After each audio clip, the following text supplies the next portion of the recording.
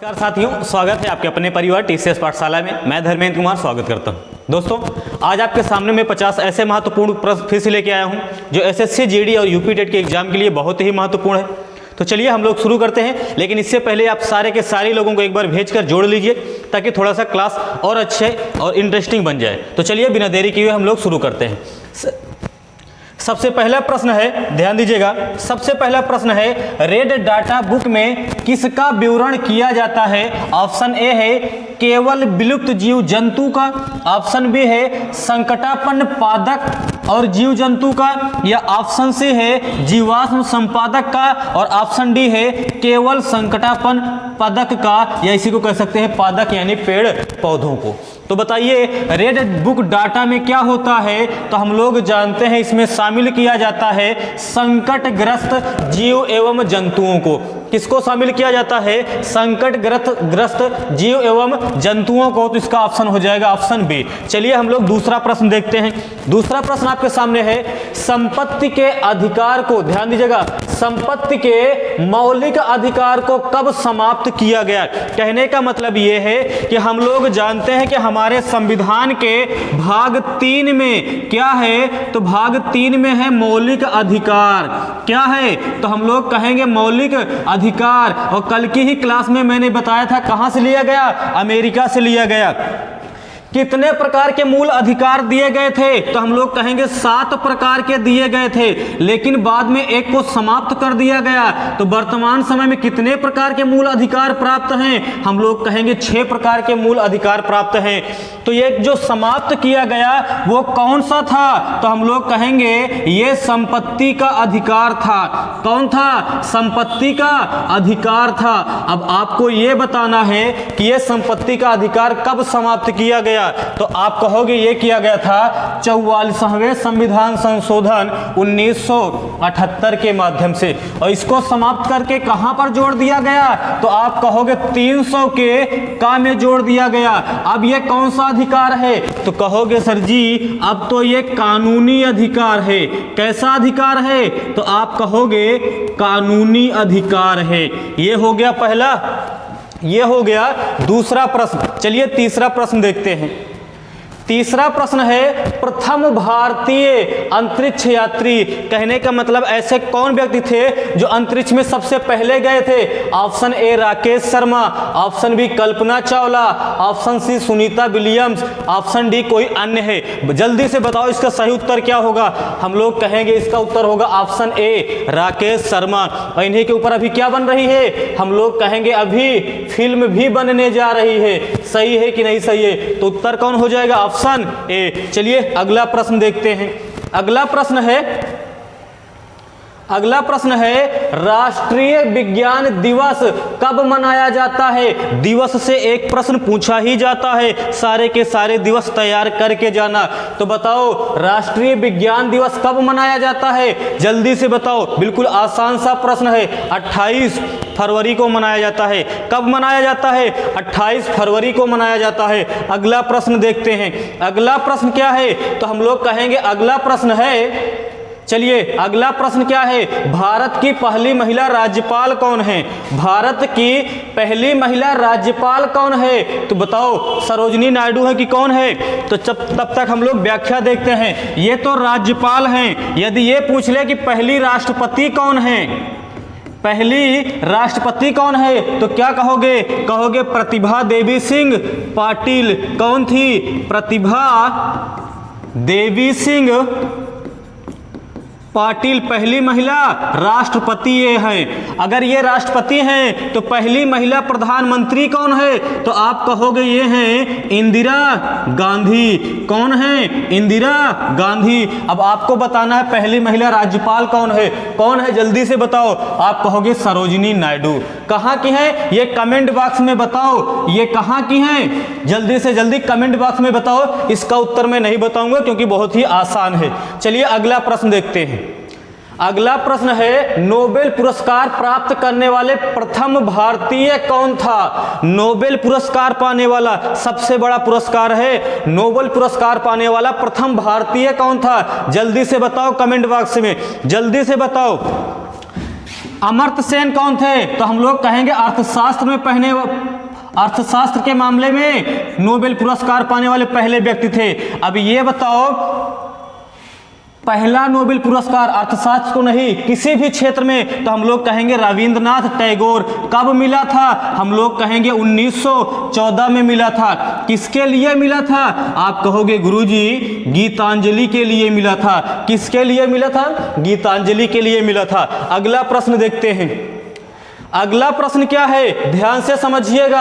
अगला प्रश्न क्या है? चलिए देखते हैं। अगला प्रश्न है, किसी अर्ध न्यायिक सार्वजनिक अधिकार को अपनी अनिवार्य कर्तव्य के लिए मजबूर करने के उद्देश्य उच्चतम न्यायालय द्वारा जारी रिट होती है। कहने का मतलब ये है कि हमारे संविधान के, ध्यान से समझना, हमारे संविधान के अनुच्छेद 32 के अनुसार, हमारे संविधान के अनुच्छेद 32 में 5 प्रकार के रिट जारी करने का अधिकार दिया गया है। कौन कौन सा है? तो पहला तो हो गया बंदी प्रत्यक्षीकरण। कौन हो गया? बंदी प्रत्यक्षीकरण हो गया। दूसरा कौन हो गया? दूसरा कौन हो गया? तो हम लोग कहेंगे ये हो गया परमादेश। कौन हो गया? परमादेश। तीसरे नंबर पे, ये तीसरे नंबर पे अधिकार परीक्षा है। और कौन है? उत्प्रेषण है। और कौन है? निषेध, या इसी को प्रतिषेध कहा जाता है। तो कितने प्रकार के? 5। अब ध्यान से समझना, बंदी प्रत्यक्षीकरण कब जारी किया जाता है? मान लेते हैं किसी व्यक्ति को गिरफ्तार कर लिया गया है और उसे लगता है कि उसकी गिरफ्तारी सही नहीं हुई है, तब वह सर्वोच्च न्यायालय में जाके रिट जारी करवा सकता है। तो गिरफ्तार व्यक्ति के लिए ये वाला। लेकिन कोई व्यक्ति अपना कार्य सही तरीके से नहीं कर रहा है, तब भी हम लोग सर्वोच्च न्यायालय जाकर कहेंगे कि ये हमारे मूल अधिकार का हनन हो रहा है। तब वो कौन सा अधिकार, तब वो कौन सा रिट जारी करेगा? तब परमादेश जारी करेगा। लेकिन कोई व्यक्ति किसी अधिकारी पद पर बैठा हुआ है, लेकिन वो सही तरीके से नहीं बैठा हुआ है, तब कौन सा? तब होगा अधिकार परीक्षा। लेकिन मान लेते हैं कि कोई निचली अदालत कोई बड़े केस को सुनवाई करेगा, तब हम लोग कहेंगे तब निषेध वाला होता है। लेकिन कोई निचली अदालत कोई बड़े मामले पर फैसला दे दे, तब होता है उत्प्रेषण। कहने का मतलब तब सर्वोच्च न्यायालय जारी करती है उत्प्रेषण। तो इसका उत्तर कौन सा होगा? कि कोई अपना कार्य नहीं कर रहा है, तब कौन? तो हम लोग कहेंगे तब होगा परमादेश। कौन होगा? परमादेश। तो ऑप्शन बी हो जाएगा सही। ध्यान देना, हमारे संविधान के अनुच्छेद 32 को ही, हमारे संविधान के अनुच्छेद 32 को ही डॉक्टर भीमराव अंबेडकर ने क्या कहा था? डॉक्टर BR अंबेडकर ने क्या कहा था?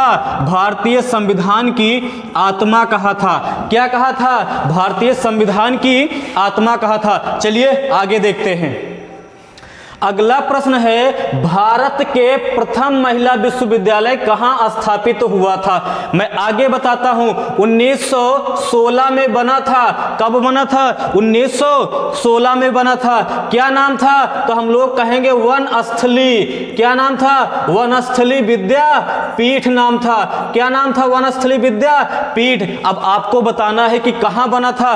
कहोगे गुरुजी मुंबई में बना था। कहाँ पर बना था? मुंबई में बना था। अगला प्रश्न देखते हैं, जीएसटी का अर्थ क्या है? बहुत ही आसान प्रश्न, लेकिन पूछा जाता है। जीएसटी का फुल अर्थ क्या है? तो हम लोग जानते हैं जीएसटी का मतलब क्या होता है। चलिए जल्दी से कमेंट बॉक्स में बताइए जीएसटी का मतलब क्या होता है। तो आप कहोगे जीएसटी का मतलब होता है, जी का मतलब गुड्स, क्या होता है? गुड्स एंड, और एस का मतलब सर्विस, एस का मतलब सर्विस, और टी का मतलब टैक्स हो गया। तो हिंदी में इसी को क्या कहा जाएगा? वस्तु एवं सेवा कर। तो कौन सा उत्तर सही हो जाएगा? ऑप्शन ए सही हो जाएगा। लेकिन इसे कब जोड़ा गया? तो हम लोग कहेंगे 101वें संविधान संशोधन के माध्यम से। 101वें संविधान संशोधन 2016 में इसे लाया गया। लेकिन लागू कब से हुआ? तो हम लोग कहेंगे 2017 से लागू हुआ। कब से? 2017 से लागू हुआ। तो 101वें संविधान संशोधन का संबंध किससे है? तो जीएसटी से है। ठीक है ना। चलिए अगला प्रश्न देखते हैं। अगला प्रश्न है, सर्वोच्च न्यायालय में प्रथम महिला न्यायाधीश कौन थी? सर्वोच्च न्यायालय में प्रथम महिला न्यायाधीश कौन थी? चलिए जल्दी से बताइए। तब तक मैं ये बताता हूं कि हमारे संविधान के अनुच्छेद 124 के अनुसार सर्वोच्च न्यायालय के मुख्य न्यायाधीश की नियुक्ति कौन करता है? तो आप कहोगे नियुक्ति जो किया जाता है वह राष्ट्रपति के द्वारा किया जाता है। किसके द्वारा किया जाता है? राष्ट्रपति के द्वारा किया जाता है। सही है कि नहीं सही है? आगे बताओ, इस प्रश्न का उत्तर क्या होगा? आप कहोगे एम फातिमा बीबी, सर्वोच्च न्यायालय की पहली महिला मुख्य न्यायाधीश। अगला प्रश्न देखते हैं। अगला प्रश्न क्या है? तो हम लोग कहेंगे, देखिए अगला प्रश्न क्या है, संघीय कार्यपालिका की व्याख्या संविधान के किस भाग में किया गया है? कहने का मतलब यह है कि संघीय कार्यपालिका की व्याख्या संविधान के किस भाग में किया गया है? तो आप कहोगे ये किया गया है भाग 5 में। किसमें किया गया है? भाग 5 में किया गया है। और ये भाग 5 जो है भारत के संविधान का सबसे बड़ा भाग है। क्या है? ये सबसे बड़ा भाग है। और इसकी क्या विशेषता है? इसी में संघीय कार्यपालिका भी है, संघीय विधायिका भी है, इसी में संघीय कार्यपालिका भी है, संघीय विधायिका भी है, संघीय न्यायपालिका भी है, नियंत्रक एवं महालेखा परीक्षक के बारे में भी प्रावधान इसी में किया गया है। तो चाहे संघीय कार्यपालिका, चाहे संघीय न्यायपालिका, चाहे संघीय विधायिका या नियंत्रक एवं महालेखा परीक्षक का प्रावधान भाग 5 में है। अनुच्छेद 52 से लेकर 151 तक है। सही है कि नहीं सही है? चलिए अगला प्रश्न देखते हैं। अगला प्रश्न है, योजना आयोग की स्थापना कब की गई थी? जल्दी से बताओ, योजना आयोग की स्थापना कब की गई थी? चलिए जल्दी से बताइए, योजना आयोग की स्थापना कब की गई थी? और आगे चल के इसी योजना आयोग को 2014 में क्या कर दिया गया? नीति आयोग कर दिया गया। क्या कर दिया गया? इसका नाम नीति आयोग कर दिया गया। और इस नीति आयोग के अध्यक्ष कौन होते हैं? कौन होते हैं अध्यक्ष? तो आप कहोगे ये होते हैं प्रधानमंत्री। तो वर्तमान समय में नीति आयोग के अध्यक्ष कौन है? जल्दी से कमेंट बॉक्स में बताओ, वर्तमान समय में नीति आयोग के अध्यक्ष कौन है, यानी प्रधानमंत्री कौन है? चलिए इस प्रश्न का उत्तर बताइए, योजना आयोग की स्थापना कब? तो हम लोग कहेंगे 1950 में, और 2014 में इसी का नाम बदल के नीति आयोग कर दिया गया। एक करंट का प्रश्न ये बताओ, वर्तमान समय में इसके उपाध्यक्ष कौन हैं? ये करंट का प्रश्न है। और वर्तमान समय में इसके सीईओ कौन है? कमेंट बॉक्स में बताओ, ये प्रश्न का उत्तर नहीं दिया जाएगा। अगला प्रश्न देखते हैं। अगला प्रश्न है, स्वर्ण के स्पर्श के कारण, स्पर्श यानी छूने के कारण पौधों में दिशात्मक विकास गति को क्या कहा जाता है? यानी जो पौधे को छूते हैं तब उसमें परिवर्तन आ जाए तो उसे क्या कहा जाता है? स्पर्श रूपांतरण। यानी स्पर्श से ही अगर रूपांतरित हो जाए, परिवर्तित हो जाए तो क्या कहा जाता है? स्पर्श रूपांतरण कहा जाता है। ऑप्शन ए हो गया सही। अगला प्रश्न देखते हैं। अगला प्रश्न है, डाट डाट एक पक्षी है जो शांति का प्रतीक है। किसका शांति प्रतीक है? शांति का। कौन सा उत्तर होगा? जल्दी से बताओ, कौन सा उत्तर होगा? जल्दी से बताओ। मोर क्या है? तो हम लोग कहेंगे राष्ट्रीय पक्षी है। मोर क्या है? तो हम लोग कहेंगे ये तो है राष्ट्रीय पक्षी है। सही है कि नहीं सही है? बाकी हम लोग जानते हैं उल्लू के बारे में कहा जाए तो बाकी जितनी भी पक्षियां होती हैं उनके सर के आगे भी आंखें होती हैं, पीछे भी होती हैं, लेकिन उनकी पुतलियां नहीं डोलती हैं। लेकिन इनका सर जो होता है काफी दूर तक डोलता है। क्या होता है? काफी दूर तक डोलता है। और उल्लू की क्या विशेषता होती है? ये रात्रिचर प्रणाली होता है। क्या होता है? रात्रिचर प्राणी होता है। और ऐसे प्राणी जो सिर्फ रात्रिचर प्रणाली होते हैं उन्हें सिर्फ 2 ही रंग दिखाई देता है। कौन कौन सा? एक तो सफेद दिखाई देता है, और कौन दिखाई देता है? और एक काला दिखाई देता है। और कोई कलर दिखाई देगा? नहीं दिखाई देगा।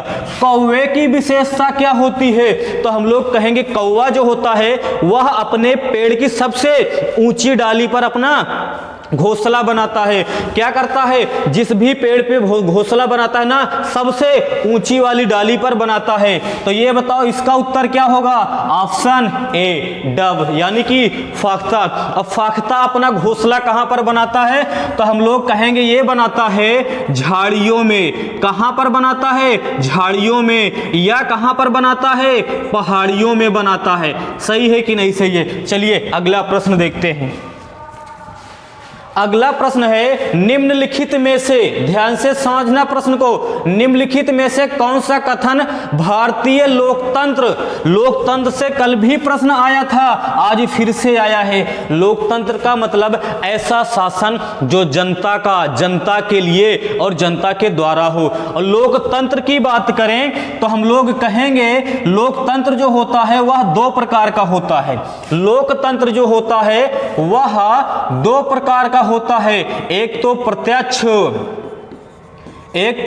प्रत्यक्ष और एक होता है अप्रत्यक्ष।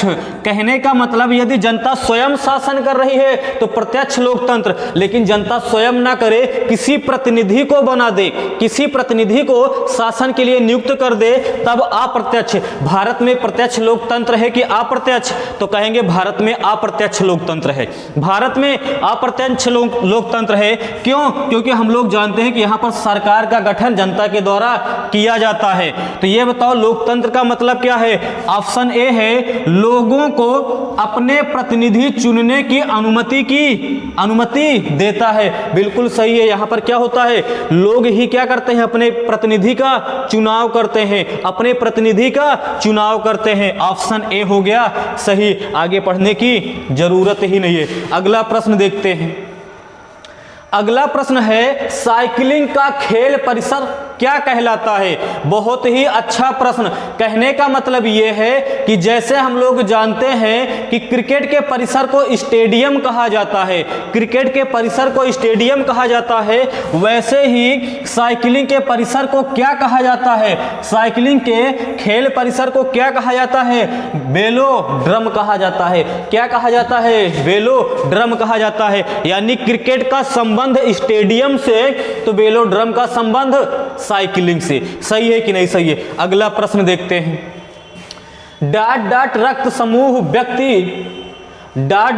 समूह वाले व्यक्ति को एक सार्वभौमिक दानकर्ता माना जाता है। कहने का मतलब ऐसा कौन सा व्यक्ति है जो सबको रक्त दे सकता है? सबको रक्त दे सकता है तो हम लोग कहेंगे ओ समूह वाला।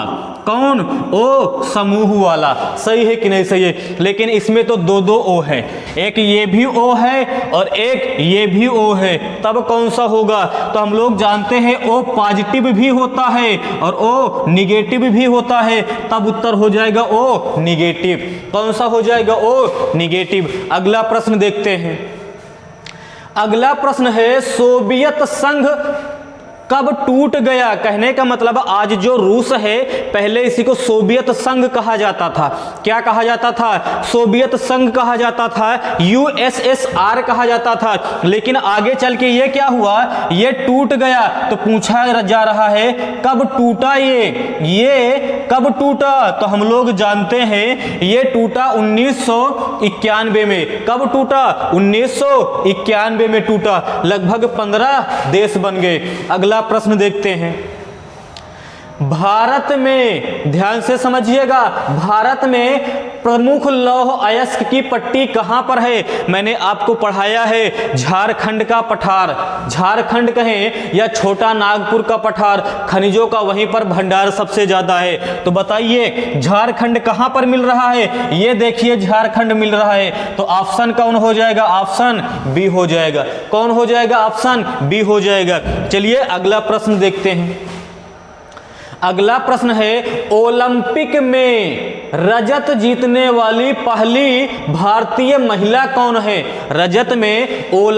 ओलंपिक में रजत जीतने वाली पहली महिला भारतीय कौन है? तो हम लोग जानते हैं। उत्तर बताओ। इसका तो उत्तर हो जाएगा option A PV Sindhu. Option A हो जाएगा पीवी सिंधु। अब आपको यह बताना है कि जो अभी टोक्यो ओलंपिक हुआ है ना, उसमें भाला फेंकने के मामले में, भाला फेंक में गोल्ड मेडल किसने जीता है? किसने जीता है गोल्ड मेडल? कमेंट बॉक्स में जल्दी बताओ, जल्दी बताओ कमेंट बॉक्स में, भाला फेंक में गोल्ड मेडल किसने जीता है? चलिए अगला प्रश्न देखते हैं। अगला प्रश्न है, माउंट एवरेस्ट पर चढ़ने वाली पहली भारतीय महिला। माउंट एवरेस्ट कल बताया था कहां पर है? नेपाल में है। कहां पर है? नेपाल में है। विश्व की सबसे ऊंची चोटी है, विश्व की सबसे ऊंची चोटी है, लेकिन नेपाल में इसे क्या कहा जाता है? सागर माथा कहा जाता है। क्या कहा जाता है? हम लोग कहेंगे सागर माथा कहा जाता है। बताइए, माउंट एवरेस्ट पे चढ़ने वाली पहली भारतीय महिला, तो आप कहोगे बछेंद्री पाल है। कौन है? बछेंद्री पाल है। लेकिन लगातार 2 बार चढ़ने वाली प्रथम भारतीय महिला, आप कहोगे गुरुजी संतोष यादव हैं। कौन है? संतोष यादव हैं। चलिए अगला प्रश्न देखते हैं। अगला प्रश्न है, आइस हॉकी किस देश का राष्ट्रीय खेल है? आइस हॉकी किस देश का राष्ट्रीय खेल है? हम लोग कहेंगे ये कनाडा की है। कनाडा कहां पर है? और कनाडा की क्या विशेषता है? इसकी राजधानी ओटावा है। क्या कौन सी मुद्रा है? तो हम लोग कहेंगे यहां पर कनाडियन डॉलर चलता है। क्या चलता है? कनाडियन डॉलर चलता है। और इसकी क्या विशेषता है? क्या विशेषता है? तो हम लोग कहेंगे विश्व की सबसे लंबी तटरेखा वाला देश है। सबसे लंबी तटरेखा वाला देश है। सही है कि नहीं सही है? बिल्कुल सही है। चलिए अगला प्रश्न देखते हैं। अगला प्रश्न है, भारतीय संविधान में 22 भाषाओं को राजभाषा का दर्जा प्रदान किया गया है। इन राजभाषाओं का उल्लेख किस अनुसूची में किया गया है? अनुसूची से एक प्रश्न पूछा ही जाता है। हम लोग तुरंत अनुसूची को करेंगे समाप्त। क्या करेंगे? अनुसूची को करेंगे समाप्त। चलिए इधर देखते हैं अनुसूचियों के बारे में। क्या देखते हैं? अनुसूचियों के बारे में। यदि कहा जाए अनुसूची 1 में क्या है, तो हम लोग कहेंगे संघ एवं राज्य के बारे में है। किसके बारे में? संघ एवं राज्य के बारे में है। अनुसूची 2 में क्या है? वेतन के बारे में प्रावधान है। दो का मतलब मांगा जा रहा है। क्या मांगा जा रहा है? वेतन। दो मतलब वेतन 2। 3 में क्या है? हम लोग कहेंगे शपथ है। 3 1 2 3 1 2 3, तो 3 में क्या है? हम लोग कहेंगे शपथ है। 4 में क्या है? तो हम लोग कहेंगे राज्यों का राज्यसभा में प्रतिनिधित्व है। राज्यसभा में क्या है? प्रतिनिधित्व है। 5 में क्या है? तो हम लोग कहेंगे अनुसूचित जाति। अनुसूचित जाति प्लस जनजाति, जाति प्लस जनजातियों के लिए प्रावधान है। लेकिन क्या?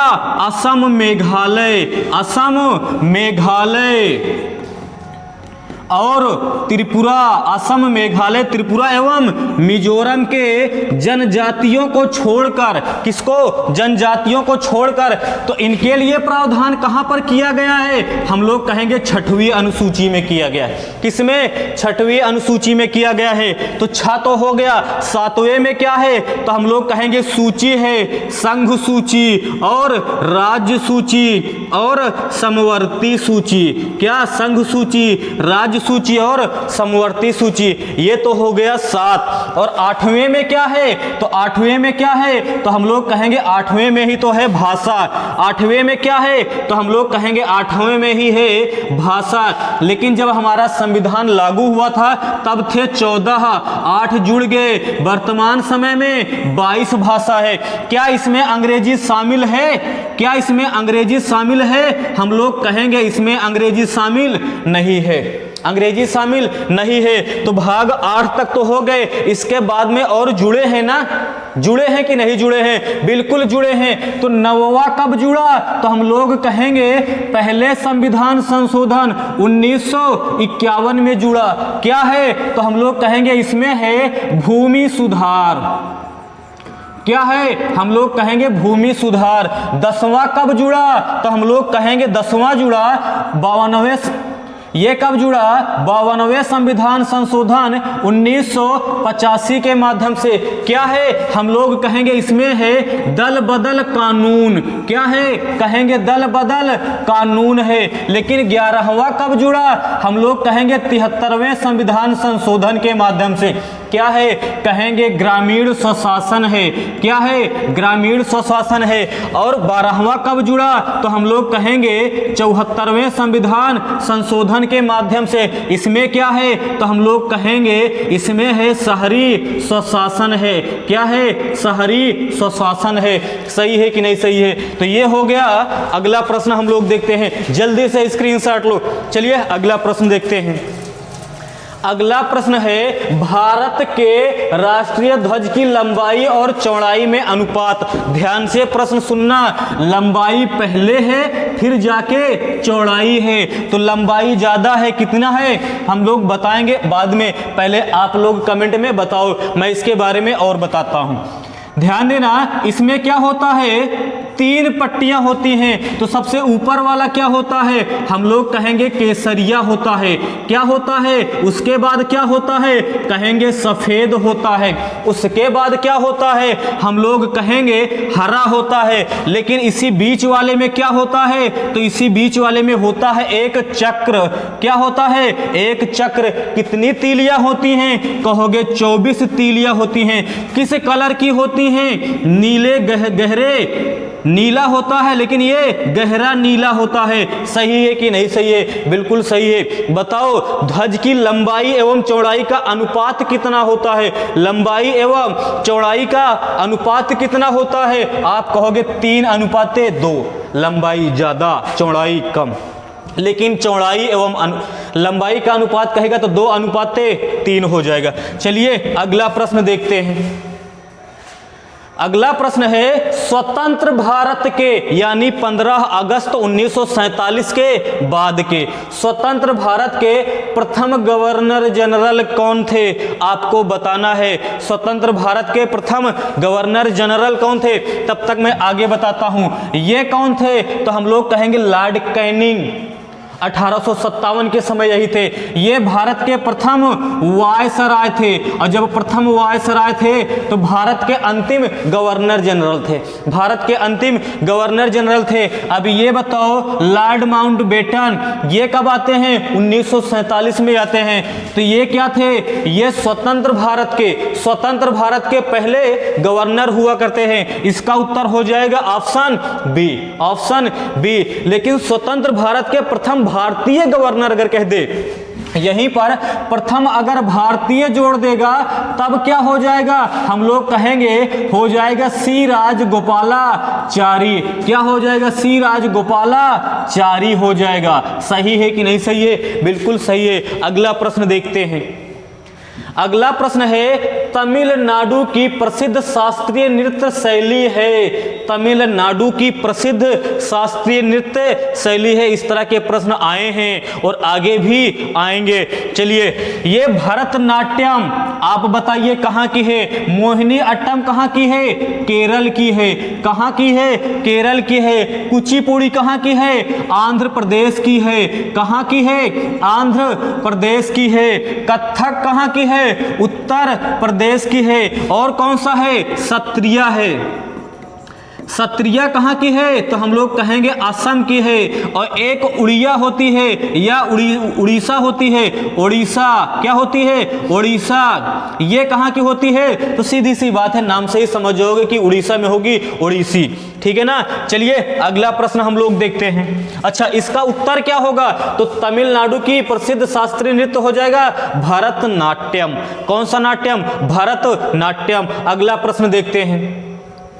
भारत का कौन सा भू प्राकृतिक विभाग प्राचीनतम है? कहने का मतलब यह है कि प्राकृतिक दृष्टिकोण से भारत को 4 भागों में बांटा गया है। भारत को 4 भागों में बांटा गया है। प्रायद्वीपीय भारत, उत्तर का विशाल मैदान, उत्तर के पर्वतीय क्षेत्र, तटीय मैदान एवं द्वीप समूह। कौन? तटीय मैदान एवं द्वीप समूह। तो उसमें सबसे प्राचीन कौन है? सबसे प्राचीन कौन सा है? कहोगे गुरुजी प्रायद्वीपीय भारत भारत पहले ये अफ्रीका महाद्वीप से लगा हुआ था। किससे लगा था? अफ्रीका महाद्वीप से लगा था। इसकी और ये विशेषता क्या है? ये किसका भाग है? तो कहेंगे गोंडवाना लैंड का भाग है। किसका भाग है? तो कहेंगे गोंडवाना लैंड का भाग है। अगला प्रश्न देखते हैं।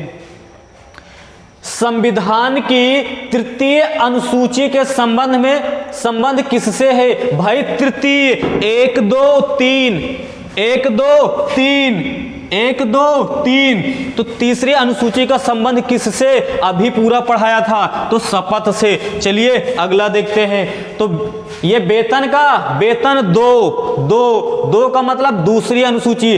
राजभाषा में प्रतिनिधित्व तो कहेंगे भाग अनुसूची 8। चलिए अगला प्रश्न देखते हैं। नमक सत्याग्रह किस ईस्वी में प्रारंभ हुआ? हम ये लोग ये जानते हैं कि कब शुरू हुआ था। कहेंगे 12 मार्च 1930 को। कहां से? 12 मार्च 1930 को। कहां से? साबरमती आश्रम से। कहां तक गया? दांडी तक गया। कहां कब तक? 6 अप्रैल 1930 तक। ठीक है ना। 12 मार्च 1930 से 6 अप्रैल 1930 तक। उसके बाद यहीं से क्या शुरू हो जाता है? हम लोग कहेंगे सविनय अवज्ञा आंदोलन शुरू हो जाता है। क्या शुरू हो जाता है? सविनय अवज्ञा आंदोलन शुरू हो जाता है। तो नमक सत्याग्रह किस ईस्वी में प्रारंभ हुआ? 1930 में। 1930 में 12 मार्च को शुरू हुआ और टूटता कब है? 6 अप्रैल 1930 को। यहीं से क्या हो जाता है? सविनय अवज्ञा आंदोलन की शुरुआत। अगला प्रश्न देखते हैं। भारत और श्रीलंका को अलग करने वाली जल राशि है। भारत और श्रीलंका को कौन जल अलग करता है? आप कहोगे पाक जल संधि अलग करता है। कौन अलग करता है? पाक जल संधि अलग करता है। ग्रेट चैनल किसको अलग करता है? ग्रेट चैनल किसको अलग करता है? तो आप कहोगे ये अलग करता है ग्रेट निकोबार। और किसको? तो हम लोग कह सकते हैं इंडोनेशिया, या क्या कह सकते हैं? सुमात्रा। इंडोनेशिया का एक द्वीप है सुमात्रा। 8 डिग्री चैनल किसको अलग करता है? तो हम लोग कहेंगे भारत को मालदीव से अलग करता है। या लक्षद्वीप का एक द्वीप है जिसका नाम है, क्या नाम है? जिसका नाम है मिनिकॉय। मिनिकॉय को मालदीव से अलग करता है। ये तो इसकी राजधानी हो गया। क्या है? मालदीव। पाक जल संधि तो इसका उत्तर हो गया। 10 डिग्री चैनल किसको अलग करता है? तो हम लोग कहेंगे अंडमान और निकोबार को अलग करता है। अंडमान और निकोबार को कौन अलग करता है? 10 डिग्री चैनल अलग करता है। अब यहीं पर देख लेते हैं, एक डंकन पास होता है। क्या होता है? Duncan pass. किसको अलग करता है? कहोगे ऊपर तो होता है दक्षिण अंडमान। क्या होता है? दक्षिण अंडमान होता है। ये होता है डंकन पास। नीचे कौन होता है? आप कहोगे लिटिल अंडमान। कौन? लिटिल अंडमान होता है। तो इसका हो गया ये प्रश्न, उत्तर हो गया ऑप्शन सी। चलिए अगला प्रश्न देखते हैं। भारत का प्रमाणिक समय उस स्थान का स्थानीय समय है जो स्थित है। कहने का मतलब यह है कि हम लोग जानते हैं कि 82.5 डिग्री पूर्वी देशांतर को भारत का मानक समय निर्धारित किया गया है, जो ग्रीनविच से 5.5 घंटे आगे। लेकिन ये क्या है? ये है 82.5 डिग्री और ये अंतरराष्ट्रीय तिथि रेखा से 6.5 घंटा पीछे है। 6.5 घंटा पीछे है। और ये भारत के कितने राज्यों से गुजरती है? 5 राज्यों से गुजरती है। कौन कौन सा? उत्तर प्रदेश और मध्य प्रदेश और छत्तीसगढ़ और हम लोग कहेंगे उड़ीसा। उड़ीसा हो गया, अभी 4 ही हुआ है। और आंध्र प्रदेश। लेकिन यदि उत्तर प्रदेश में भी बात करेंगे तो हम लोग कहेंगे कहां से? इलाहाबाद के नैनी से। इलाहाबाद या प्रयागराज के नैनी से।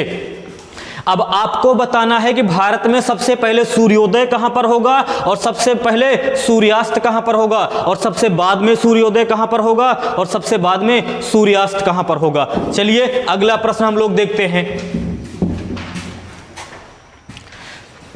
अगला प्रश्न है, लक्षद्वीप समूह के द्वीपों की उत्पत्ति निम्नलिखित में से किस प्रकार हुई है? लक्षद्वीप की उत्पत्ति कैसे हुई है? ज्वालामुखी से हुआ है? ना, भारत में सिर्फ 2 ही ज्वालामुखी हैं, एक बैरेन जो कि सक्रिय है, एक नारकोंदम जो कि सुषुप्त है, मतलब गलत।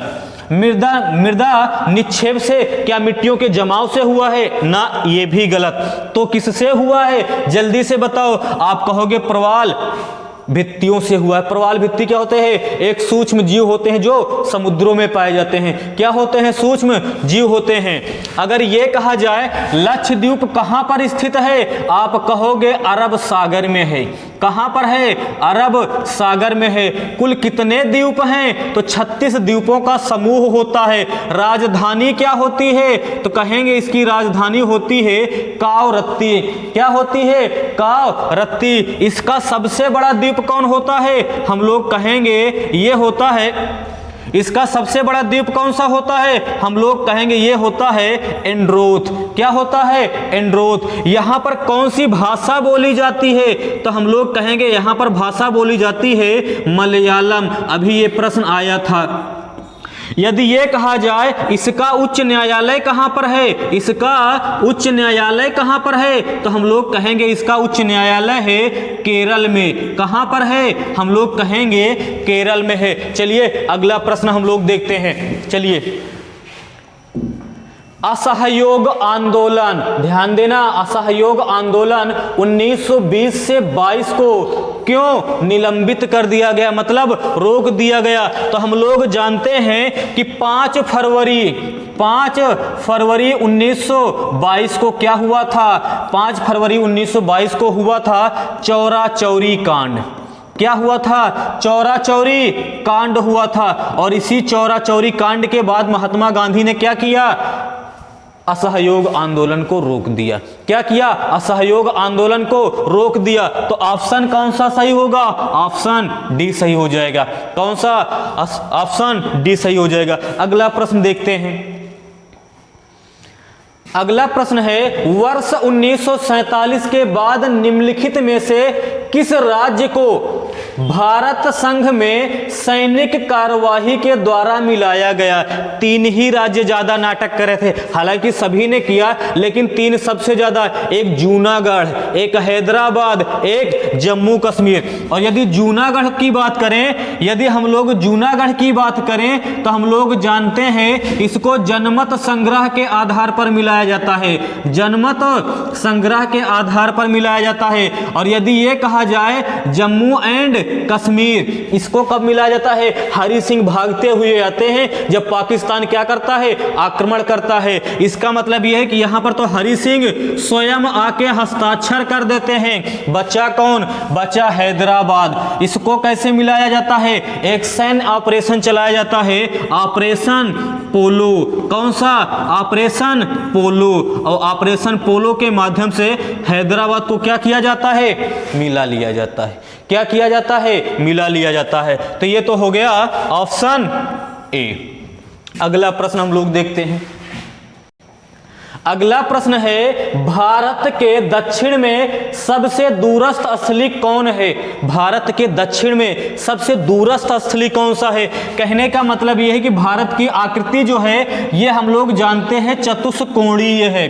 कैसी है? चतुष्कोणीय है। और उत्तर से दक्षिण तक इसकी लंबाई कितनी है? 3214 किलोमीटर। पूरब से लेकर पश्चिम तक 2933 किलोमीटर। और भारत का ये वाला बिंदु कौन सा है? हम लोग कहेंगे 8 डिग्री 4 मिनट उत्तरी अक्षांश। ये वाला 37 डिग्री 6 मिनट उत्तरी अक्षांश। ये क्या होगा? देशांतरीय। 68 डिग्री 7 मिनट पूर्वी देशांतर। ये क्या होता है? ये होता है 97 डिग्री 25 मिनट पूर्वी देशांतर होता है। सही है कि नहीं सही है? भारत का अक्षांशीय विस्तार हो गया, देशांतरीय विस्तार हो गया, उत्तर से दक्षिण, पूरब से पश्चिम। ये वाला है पूरब से पश्चिम, ध्यान देना। और ये वाला क्या है? ये वाला ये है। लेकिन इसके भी दक्षिण में यहां पर देखा जाए तो ग्रेट निकोबार पर इंदिरा पॉइंट, ये क्या है, सबसे दक्षिणी बिंदु है इंदिरा पॉइंट। क्या है, इंदिरा पॉइंट। कितना अक्षांशीय विस्तार है, 6 डिग्री 4-5 मिनट उत्तरी अक्षांश, और इसकी दूरी भूमध्य रेखा से कितनी है, 876 किलोमीटर। कितना है, 876 किलोमीटर। और यदि ये पूछे कि भारत का ये वाला बिंदु क्या है, तो ये वाला बिंदु है केप कमोरिन। क्या है, केप कमोरिन, या इसी को क्या कहा जाता है, इसी को कहा जाता है कन्याकुमारी। क्या कहा जाता है, कन्याकुमारी। इसका नाम क्या है, इसका नाम है इंदिरा कौल। क्या नाम है, इंदिरा कौल। इसका नाम क्या है, इसका नाम है गौर माता। क्या नाम है, गौर माता। इसका नाम क्या है, तो हम लोग कहेंगे किबुथुया।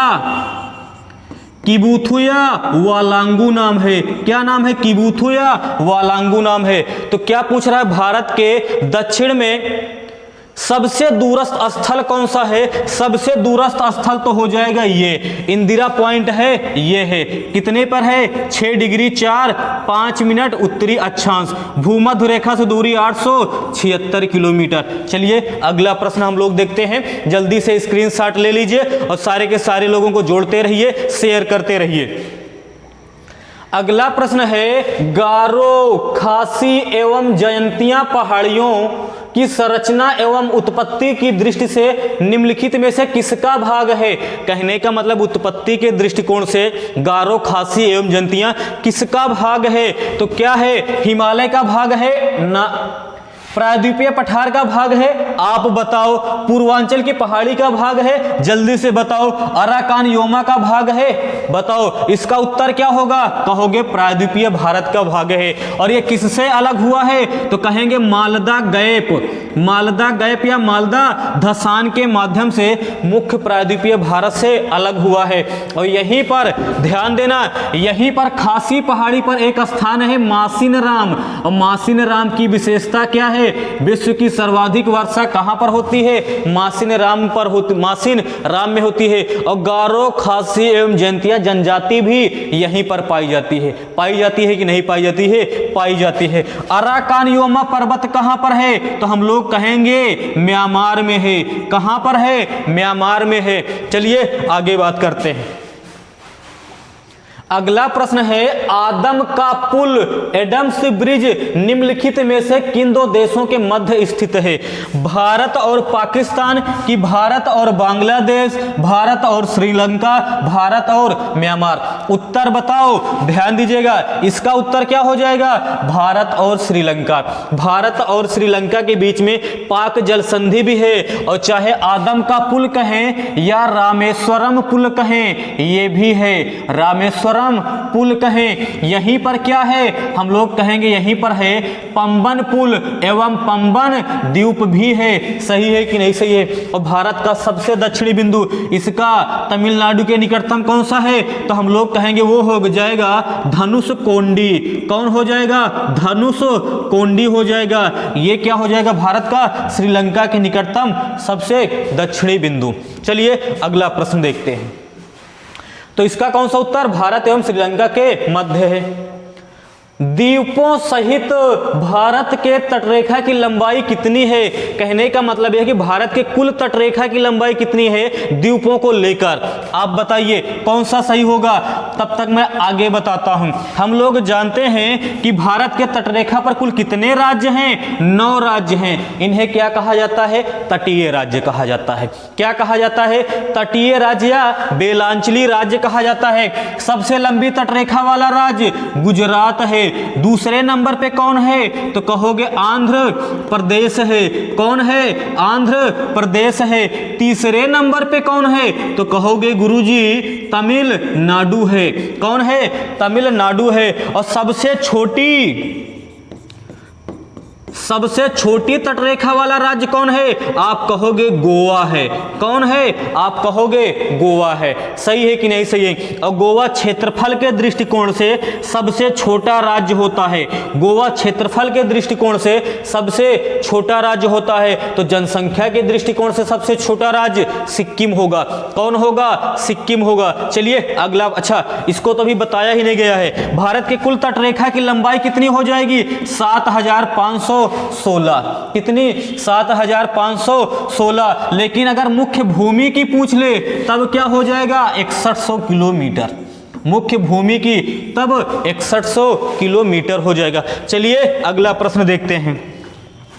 अगला प्रश्न है, महात्मा गांधी ने सत्याग्रह की क्रियाविधि सबसे पहले कहाँ नियुक्ति की या शुरुआत की? कहने का मतलब ये है कि हम लोग जानते हैं कि महात्मा गांधी दक्षिण अफ्रीका गए थे। और दक्षिण अफ्रीका से कब आए थे? तो हम लोग कहेंगे ये आते हैं 9 जनवरी 1915 को आते हैं। कब आते हैं? 9 जनवरी 1915 को आते हैं। और 2 साल क्या करते हैं? भारत में सर्वे करते हैं, देखते हैं कि क्या चल रहा है क्या नहीं चल रहा है। और 2 साल बाद 1917 में क्या करते हैं? शुरुआत कर देते हैं अपना सत्याग्रह। लेकिन सबसे पहले सत्याग्रह कहां पर शुरुआत करते हैं? बिहार में करते हैं। कहां पर करते हैं? बिहार में करते हैं। और बिहार के किस स्थान पर? चंपारण में करते हैं।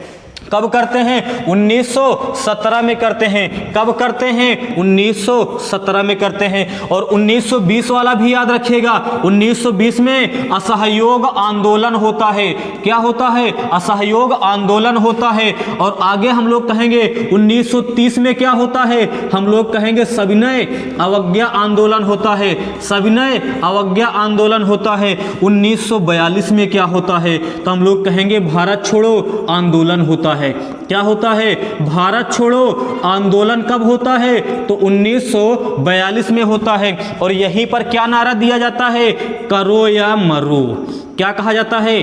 करो या मरो। कहने का मतलब अपना कर्म करके या तो देश को बचाओ, देश को आजाद करो, या तो गुलाम देश देखने के लिए जीवित न रहो, जीवित न रहो। तो इसका उत्तर हो जाएगा ऑप्शन बी। चलिए अगला प्रश्न देखते हैं।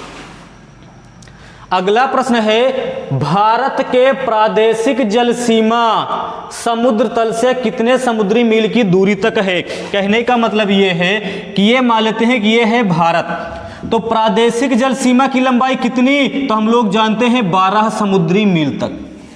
और लेकिन अगर ये कहा जाए यहां तक क्या होता है? यहां तक कहेंगे संलग्न क्षेत्र होता है।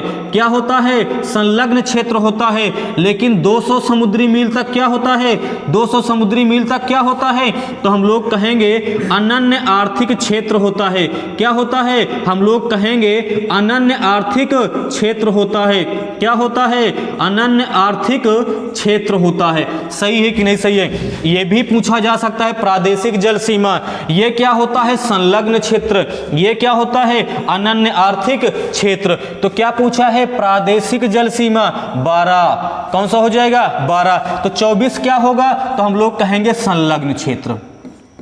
क्या होगा? कहेंगे संलग्न क्षेत्र। 111 क्या होगा? तो हम लोग कहेंगे दो अक्षांशों के बीच की दूरी की लंबाई कितनी होती है? तो दो अक्षांशों के बीच की दूरी। ये क्या होता है? तो हम लोग कहेंगे ये होता है अनन्य आर्थिक क्षेत्र। क्या होता है? अनन्य आर्थिक क्षेत्र होता है। चलिए अगला प्रश्न देखते हैं। अगला प्रश्न है, जय हिंद का नारा किसने दिया? ध्यान देना, चाहे जय हिंद पूछे चाहे दिल्ली चलो का नारा किसने दिया? दिल्ली चलो का नारा किसने दिया? जल्दी से बताओ, जय हिंद या दिल्ली चलो का नारा किसने दिया? चलिए, महात्मा गांधी ने 1942 में कौन सा नारा दिया था? अभी बताओ, भारत छोड़ो आंदोलन के समय अभी बताया। कौन सा नारा दिया? करो या मरो, करो या मरो। इसका उत्तर बताओ। सुभाष चंद्र बोस हो जाएगा, सुभाष चंद्र बोस हो जाएगा। अगला प्रश्न देखते हैं। निम्नलिखित में से कौन सा कथन असत्य है? ध्यान से पढ़ना, सत्य पूछ रहा है कि असत्य पूछ रहा है? तो पूछ रहा है कौन सा कथन असत्य है। चलिए पढ़ते हैं। भारत की स्थल सीमा की लंबाई 15,200 किलोमीटर है। हाँ सही है, भारत के कुल स्थलीय सीमा की लंबाई लगभग 15,200 किलोमीटर है या 15,106 किलोमीटर एग्जैक्ट है, जिस पर 7 पड़ोसी देश हैं। सबसे लंबी सीमा साझा कौन करता है? बांग्लादेश करता है। और भारत एवं चीन की सीमा रेखा को मैकमोहन, भारत और पाकिस्तान की सीमा रेखा को रेडक्लिफ और भारत एवं अफगानिस्तान की सीमा रेखा को डूरंड कहा जाता है। याद है कि भूल गए हो? याद है ना? और ये भी याद रखना कौन से पड़ोसी देश भारत के कितने राज्यों के साथ सीमा बनाता है। अब इस तरह के भी प्रश्न आने लगे हैं। क्या हुआ? इस तरह के प्रश्न भी आने लगे हैं। ये तो सही है। भारत के मुख्य स्थल खंड के समुद्री सीमा की लंबाई कितनी है? 6100 किलोमीटर। सही है, ये तो अभी हम लोगों ने पढ़ा। भारत का देशांतरीय विस्तार 68 डिग्री 7 मिनट पूर्वीय देशांतर से लेकर 97 डिग्री 25 मिनट पूर्वीय देशांतर तक है। सही है, ये भी सही है। भारत के मुख्य स्थल खंड का अक्षांशीय विस्तार, मुख्य स्थल खंड का मतलब सिर्फ इतना लेना है, ये वाला लेना है ग्रेट निकोबार नहीं लेना है। कितना है? 6 डिग्री 4 मिनट। गलत। ये क्या है? 8 डिग्री 4 मिनट। क्या है? 8 डिग्री 4 मिनट। ये तो ग्रेट निकोबार की बात कर रहा है, तो ये वाला हो जाएगा गलत। लेकिन उत्तर तो हमें गलत वाला ही ढूंढना था, तो यहां पर उत्तर हो जाएगा ऑप्शन डी। चलिए अगला प्रश्न देखते हैं। अगला प्रश्न है, भारत की उत्तर से दक्षिण लंबाई कितनी होती है? मतलब ये है भारत, तो उत्तर से दक्षिण लंबाई कितनी होती है? अभी मैंने बताया 3,214 किलोमीटर। और पूरब से पश्चिम कितनी होती है? 2,933 किलोमीटर। देखिए कैसे विकल्प बनाया है, 3 1 2 4, मतलब मिलता जुलता। ध्यान से देखकर तब उत्तर करना। तो इसका ऑप्शन हो जाएगा ऑप्शन बी। चलिए अगला प्रश्न देखते हैं। भारत की सबसे लंबी अंतरराष्ट्रीय सीमा किस देश के साथ है? अभी बताया 7 पड़ोसी देश हैं। सबसे लंबी बांग्लादेश, सबसे लंबी बांग्लादेश। तो उत्तर हो जाएगा ऑप्शन डी। कितना? 4,096 किलोमीटर। 4,096 किलोमीटर। चलिए अगला प्रश्न देखते हैं। अगला प्रश्न है, निम्नलिखित भारतीय राज्यों में से किससे होकर कर्क रेखा नहीं गुजरती है? ध्यान से पढ़ना है, गुजरती है कि नहीं गुजरती है। तो हम लोग जानते हैं, इसके लिए ट्रिक मैंने क्या बताया था? गमछा झार मित्र पर। क्या है? गमछा झार। बहुत ही पुराना ट्रिक है, लेकिन यहां से प्रश्न आता है। गा का मतलब गुजरात, गा का मतलब गुजरात, मा का मतलब मध्य प्रदेश, छा का मतलब छत्तीसगढ़। क्या हो जाएगा? छत्तीसगढ़ हो जाएगा। और झार का मतलब झारखंड, झार का मतलब झारखंड हो जाएगा। मी का मतलब मिजोरम हो जाएगा, मी का मतलब मिजोरम हो जाएगा। त्रा का मतलब त्रिपुरा हो जाएगा। पा का मतलब पश्चिम बंगाल हो जाएगा। क्या हो जाएगा? और रा का मतलब राजस्थान हो जाएगा। क्या हो जाएगा? राजस्थान हो जाएगा। ढूंढो कौन सा विकल्प है। उत्तर प्रदेश इसमें कहीं है? उत्तर प्रदेश से हमारे नहीं गुजरती। उत्तर प्रदेश से गुजरेगी? नहीं गुजरेगी। ऑप्शन ए हो गया सही। चलिए अगला प्रश्न देखते हैं। भारत के कितने राज्य समुद्र के किनारे पर हैं? अभी ये तो मैं पढ़ा चुका हूं। कितने राज्य हैं? 9 राज्य हैं। इन्हीं को तटीय राज्य या बेलांचली राज्य कहा जाता है। इसकी लंबाई कितनी है? तो हम लोग कहेंगे 6100 किलोमीटर है। चलिए अगला प्रश्न देखते हैं। पत्तियों में मौजूद रहे वर्णक को क्या कहा जाता है? कहने का मतलब है कि पत्तियों में ऐसा कौन सा वर्णक होता है जिसके कारण वो हरा दिखाई देता है? तो हम लोग कहेंगे वो होता है पर्णहरित। इसी को क्या कहा जाता है? क्लोरोफिल। जाइलम क्या होता करता है? तो जाइलम जड़ों से क्या करता है? पोषक तत्व को पत्तियों तक पहुंचाता है। और जब भोजन बन जाता है तो फ्लोएम क्या करता है? उसे पूरे वृक्ष में पहुंचाने का काम करता है। तो इसका ऑप्शन सी हो जाएगा। चलिए अगला प्रश्न देखते हैं। अगला प्रश्न है भारत का क्षेत्रफल विश्व के, अब ये है भारत का क्षेत्रफल, ध्यान देना, भारत का क्षेत्रफल विश्व के कुल क्षेत्रफल का कितना प्रतिशत है, चलिए बताइए। तब तक मैं आगे बताता हूं। यदि जनसंख्या के दृष्टिकोण से बात करें तो भारत का विश्व में दूसरा स्थान है और भारत की कुल जनसंख्या विश्व के कुल जनसंख्या का 17.5% है। और यदि यह कहा जाए क्षेत्रफल के दृष्टिकोण से भारत का विश्व में कौन सा स्थान है, 7वां स्थान है। कौन सा स्थान है, 7वां स्थान है। अब ये बताओ भारत का क्षेत्रफल विश्व के कुल क्षेत्रफल का कितना, 2.42% है। कितना, 2.42% है। चलिए आगे देखते हैं। अगला है इंग्लिश चैनल को तैरकर पार करने वाली पहली भारतीय महिला कौन है। इंग्लिश चैनल कहां पर है, उत्तरी यूरोप में है। कहां पर है, यूरोप में है। तो उस इंग्लिश चैनल को सबसे पहले किसने पार किया भारतीय महिला में, आरती साहा ने किया। चलिए ये आपके 51 प्रश्न हो गए समाप्त। तो आज हम लोग यहीं पर समाप्त करते हैं, ठीक है ना। तो वीडियो कैसा लगा कमेंट करके जरूर बताइएगा। ज़्यादा से ज़्यादा इसको सारे के सारे लोगों के पास भेजिएगा ताकि सारे के सारे लोगों के पास पहुंच जाए। धन्यवाद।